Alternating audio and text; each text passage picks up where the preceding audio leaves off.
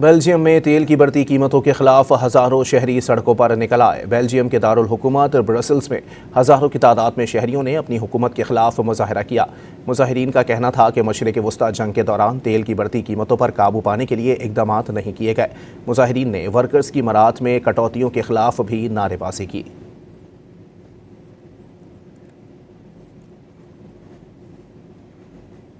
Belgium में तेल की बढ़ती कीमतों के खिलाफ हजारों शहरी सड़कों पर निकल आए। बेल्जियम के दारुल हुकूमत ब्रसल्स में हजारों की तादाद में शहरियों ने अपनी हुकूमत के खिलाफ मुजाहरा किया। मुजाहिरीन का कहना था कि मशरिक वस्ता जंग के दौरान तेल की बढ़ती कीमतों पर काबू पाने के लिए इकदाम नहीं किए गए। मुजाहिरीन ने वर्कर्स की मराहत में कटौतियों के खिलाफ भी नारेबाजी की।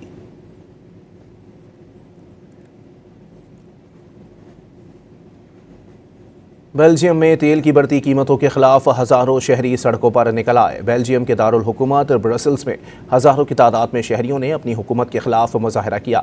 मुजाहिरीन का कहना था कि मशरिक वस्ता जंग के दौरान तेल की बढ़ती कीमतों पर काबू पाने के लिए इकदाम नहीं किए गए। मुजाहिरीन ने वर्कर्स की मराहत में कटौतियों के खिलाफ भी नारेबाजी की।